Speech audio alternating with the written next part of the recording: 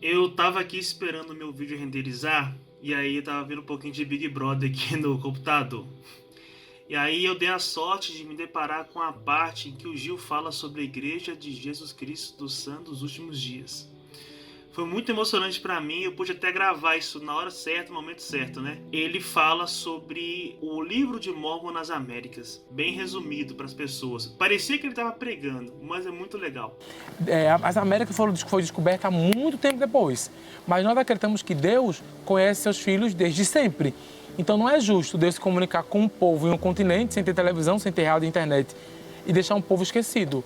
Nós acreditamos que Deus falava com os dois povos ao mesmo tempo, Sim. já que E não aí, tinha um meio Gil, de comunicação entre eles. Isso é muito doido, porque só um parênteses também. A gente achar que as formas de sociedade nas Américas começaram depois do fato de terem chegado até as Américas, né? Exatamente. Então, isso é uma visão muito eurocêntrica da coisa, Exato. sabe? De, Por isso depois que a Europa chegou à América, a América agora passou a existir. Que não entendeu? era. Então nós acreditamos que, na verdade, Deus, onde tiver pessoas que ainda não foram descobertas, Deus vai chamar um profeta naquele ambiente e vai falar com o profeta. E toda vez que Deus chama um profeta, a obrigação do profeta é registrar a comunicação de Deus com ele. Assim como a Bíblia, a comunicação de Deus com aquele, como Josué, como Mateus, como Tiago, como Isaías. Sim. Então, mesma coisa ao livro de Mormon, são registros de Deus com os povos que viveram aqui. E é para provar que Deus ele é um. Deus não escolhe o melhor. Não só o povo daquele continente era melhor, que era o povo da aliança, que era o povo do convênio, que era... Não!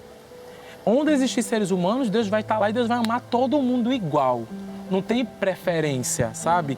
Então é o livro de Mormon, que são esses registros. E qual a finalidade desse registro? Sempre que Deus comunica com um profeta, ele fala de coisas que servem para ontem, para hoje e para amanhã. Então, toda a comunicação de Deus com os profetas servem para todo o tempo. Que nem você vai ler Isaías, vai achar viajado os simbolismos, mas quando você para entender, se aplica até hoje.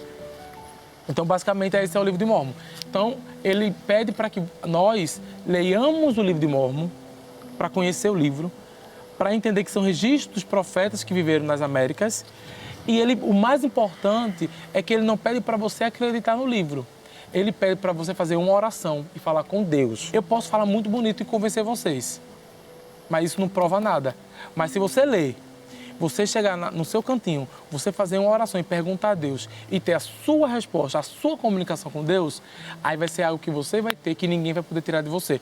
Então é pedido para que a gente faça isso. E aí depois ele fala do testemunho dele sobre por que ele sentiu vontade de batizar na igreja. Foi muito emocionante para mim porque é muito raro a igreja ganhar uma grande visibilidade desse jeito.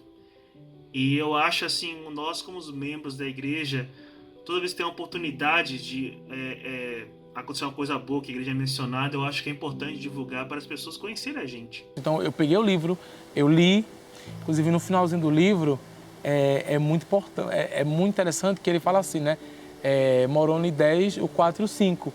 Fala que, infelizmente, nem todas as pessoas vão ter a oportunidade de receber aquele registro. Mas se Deus julgar prudente, você vai receber. E ele convida para que a gente pergunte a Deus, em nome de Jesus Cristo, se aquelas coisas não são verdadeiras. E ele fala que, pelo poder do Espírito Santo, podemos saber a verdade de todas as coisas. E quando eu li aquilo, eu falei, ai, será? Aí eu decidi fazer uma oração, perguntando. Foi quando eu tinha 10 anos ainda. Foi quando eu acordei, eu tive a certeza que, de fato, o livro vinha de Deus e que eu precisava ser batizado. Então, eu acordei muito feliz, fui na igreja e falei, eu quero ser batizado hoje. Ele falou, hoje não pode. Aí me preparei, fui batizado com 10 anos, eu era uma criança, minha família saiu da igreja e tudo. Muitas pessoas falavam assim, batizar criança é ruim, porque a criança não sabe o que está fazendo.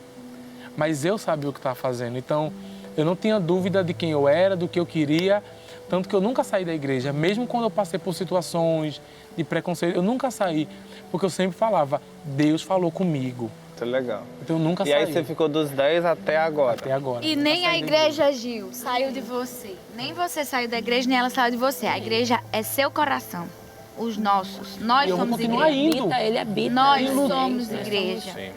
Foi muito emocionante o depoimento dele, ele até quase se emociona, quase não, né? Ele se emociona e falando o que deu vontade dele de batizar na igreja, porque é uma coisa que muitas pessoas que têm mais de 10, 20 anos, assim como eu, que batizou e afastou e voltou, esquece, sabe? E ele menciona as partes no final do livro de Mórmon, a explicação e por que a gente tem um testemunho tão forte sobre o livro de Mórmon.